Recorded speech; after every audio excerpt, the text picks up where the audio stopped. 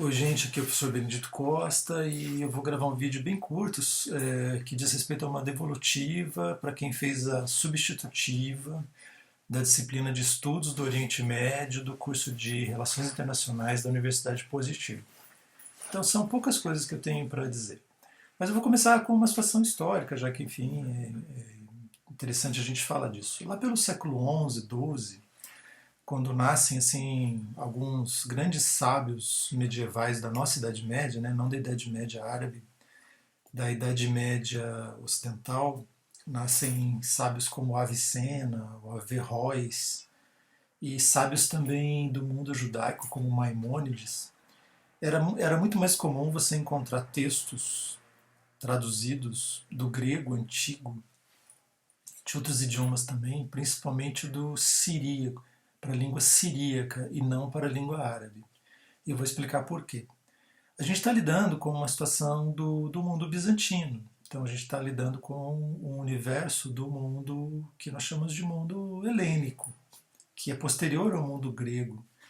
Helênico vem do nome, né, da Hélade, que é um nome antigo da Grécia. E que ainda você vai encontrar na Grécia. Né? Hellas, ou Elas, que é o nome da Grécia em grego. E aí você vai ter nesse universo do mundo bizantino textos em grego. Eu já falei para vocês que o grego era uma língua de divulgação, uma língua não só usada na igreja, mas uma língua usada no dia a dia. Não grego antigo, já era um outro grego, o grego medieval, o grego bizantino. E os textos eram traduzidos do grego para uma língua próxima dessa região, que era o siríaco. E do siríaco eram traduzidos para o árabe. Então nós temos traduções diretas do grego para o árabe, mas antes a gente teve traduções do siríaco e do siríaco para o árabe. Porém, o árabe prevalece. Né? Como eu já expliquei em outras aulas, como eu já falei em outras situações, é o árabe que prevalece nessa vasta região de um império árabe, que nessa época ele ia mais ou menos hoje de onde é o Iraque, ou até o Afeganistão, até o Oceano Atlântico mesmo. Então ele já cobria uma vasta região do planeta. Então nós tivemos uma história de primeiro um califado no Oriente, depois outros califados que vão surgindo no norte da África e depois na Espanha. Mas nós temos algumas línguas nessa região que são línguas de divulgação. São línguas usadas às vezes mais no aspecto da leitura do que da oralidade, mas são línguas importantes. O grego, o siríaco e o árabe. O siríaco acaba desaparecendo e o árabe ele tem preponderância em relação ao grego e ele realmente domina, e depois disso você vai encontrar a língua árabe, até porque o árabe vai ser usado por esses grandes pensadores do mundo árabe e do mundo islâmico. Porém, né, você vai ter Maimônides, que não é do mundo árabe exatamente, ele é judeu e escreve em outras línguas, e eu já falei para vocês que principalmente na Europa Oriental é o Yiddish, que é o alto-alemão, que é usado como língua de divulgação entre grupos judeus, entre grupos de origem judaica. Mas o árabe prevalece no califado espanhol, no norte da África e, obviamente, na Península Arábica, no Egito, etc. E como alguns de vocês bem lembraram, o árabe ele vai caminhando para o Oriente até perder os laços, como acontece com qualquer idioma mesmo. E em outros lugares muito raros o árabe não é uma língua preponderante, o caso do Irã, citado por vocês, ou lá do outro lado do mundo, Malásia e Indonésia, onde as línguas oficiais são o malai indonésio e indonésio, são línguas bem próximas, mas a gente faz essa divisão por uma questão mais geopolítica, mais política do que exatamente linguística. Então você vai encontrar algumas semelhanças nesses idiomas. De todo modo, o árabe é uma língua não só clássica, mas é a língua da leitura do Alcorão. Já falei isso para vocês, e por isso é uma língua importante de ensino nas universidades e uma língua de leitura também. Outra questão que vale a pena lembrar é a situação do turco. Embora o Império Turco tenha sido um império bastante grande, e a língua turca é uma língua totalmente distinta dessas outras línguas faladas nessa região árabe, o siríaco, outras línguas canito-semitas, nós vamos ter que o turco ele vai diminuindo de uso, até hoje ele ser mais de uso mesmo na Turquia. E, obviamente, com a pequena diáspora turca que houve pelo mundo, você vai ter o árabe falado por comunidades, o turco, desculpa, o turco falado por comunidades turcas em outros lugares do planeta. Por exemplo, na Alemanha, que acabou absorvendo trabalhadores turcos na década de 70, principalmente, né, já vai para quase meio século, e você tem então comunidades que falam turco na Alemanha. E nos Estados Unidos, ou comunidades pequenas que falam turco aqui no Brasil, em outros lugares também.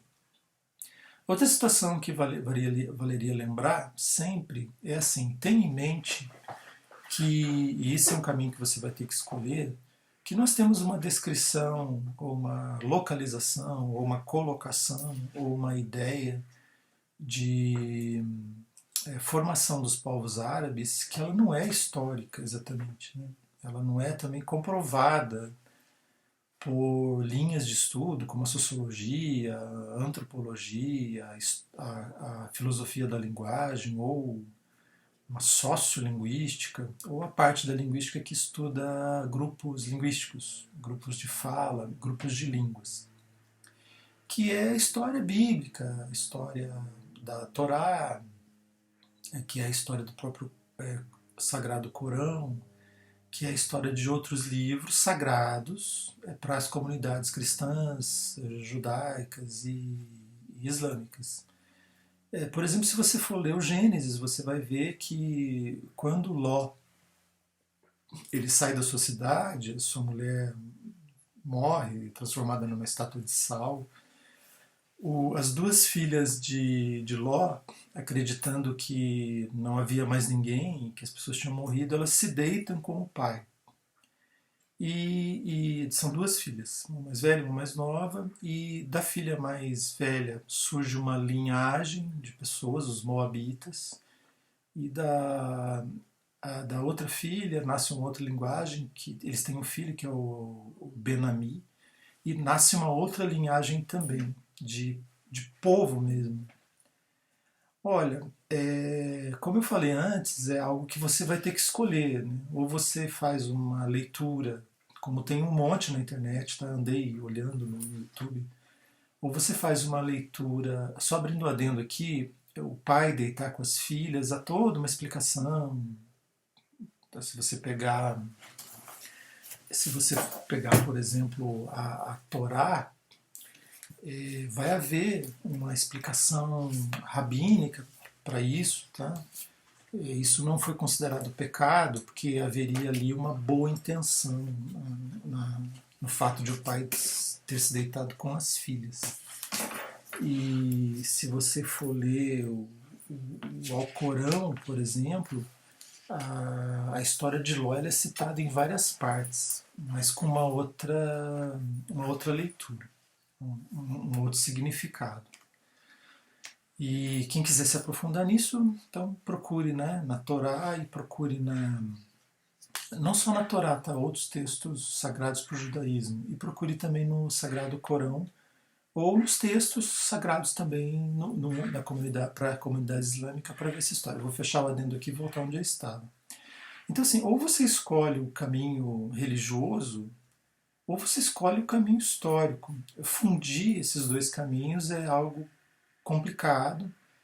Há pessoas que tentam fazer isso, né?